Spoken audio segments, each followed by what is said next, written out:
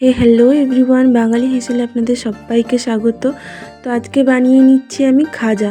আমরা পুরী বা জগন্নাথ মন্দির যেখানেই যাই না কেন খাজা কিন্তু অবশ্যই আনি। তো চলুন আজকে বাড়িতেই বানিয়ে নেওয়া যাক। তো প্রথমেই আমি 2 কাপ ময়দা নিয়ে নিয়েছি। এবার দিয়ে দিলাম পরিমাণ মতো একটু লবণ দেওয়া হয়ে গেলে এবার সাদা তেল দিয়ে বেশ ভালো করে আমি ময়ান দিয়ে নেব। ময়ানটা এমন দেবেন যাতে ময়দাটা মুঠো করলে মুঠো হয়ে যায়, আবার একটু চাপ দিলেই কিন্তু দেলা দেলা হয়ে যায়।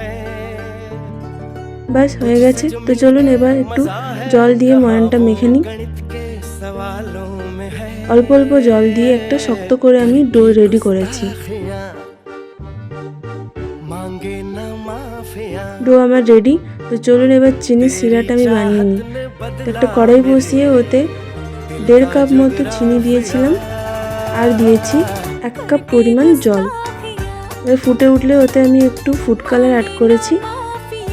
এবার আমি বারবার চেক করে নিচ্ছি যে বেশি চিটচিটে হয়ে যাচ্ছে নাকি। অতিরিক্ত তার বা চিটচিটে যদি হয়ে যায় তাহলে কিন্তু চিনি ক্রিস্টালাইজ হয়ে যাবে, তখন আর শিরা থাকবে না।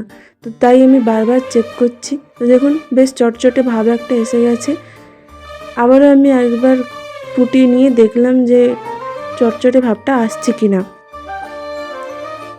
তো শিরা আমার ডান, তাই আমি গ্যাস অফ করে দিলাম। দেখেছেন, লেবুর রস দেওয়ার বদলে আমি লেবুটাই ফেলে দিলাম।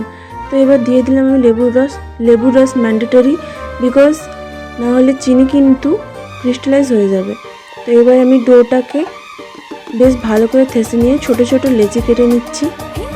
এবার এই লেচিগুলো দিয়ে আমি এক একটা করে রুটি বেলে নেব।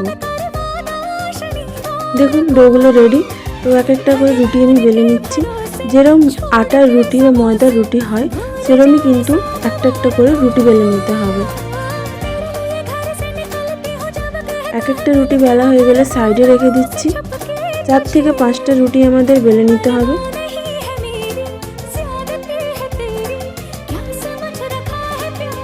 রুটি বেলা ডান। তো এবার চলুন প্রসেসটা দেখে নিন। প্রথমেই সাদা তেল, তার উপর গুঁড়ো ময়দা ছিটিয়ে ভালো করে মাখিয়ে নিচ্ছি রুটিটার গায়ে।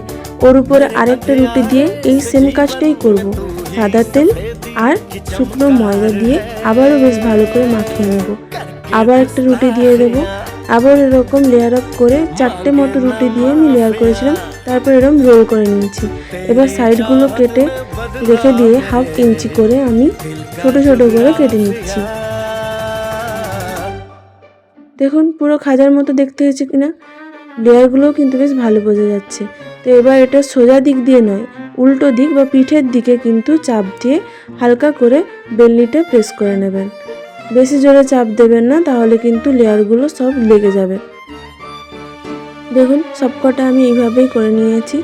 তো এবার চলুন তেলে ভাজা যাক। কড়াইতে তেল দিয়ে তেলটা হালকা গরম হয়ে আসলে কিন্তু আমি আস্তে আস্তে সবকটা ভাজা ছেড়ে দিচ্ছি। দেখুন একটাও কিন্তু টকবগিয়ে ফুটছে না, খুবই অল্প আঁচে আমি এগুলো দিয়েছি।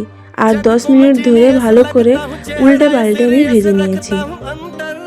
অতি অবশ্যই ধৈর্য ধরে এগুলো ভাজতে হবে, নাহলে ভেতরে কিন্তু কাঁচা থেকে যাবে।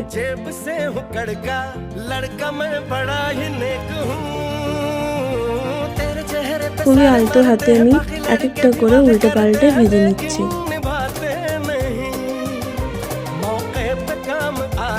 মনে রাখবেন ভাজা কিন্তু হাই ফ্লেমে হবে না, লো টু মিডিয়াম ফ্লেমেই হবে।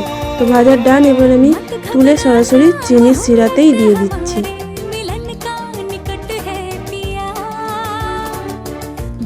দেখুন চিনির সিরাতে দিয়ে এবার আমি এক এক পিঠ করে উল্টে নেব। কতটা সুন্দর কালার এসেছে দেখছেন।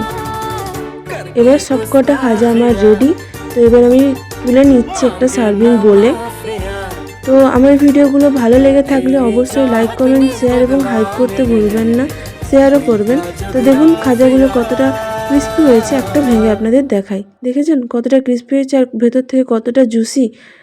আজকের মতো টাটা।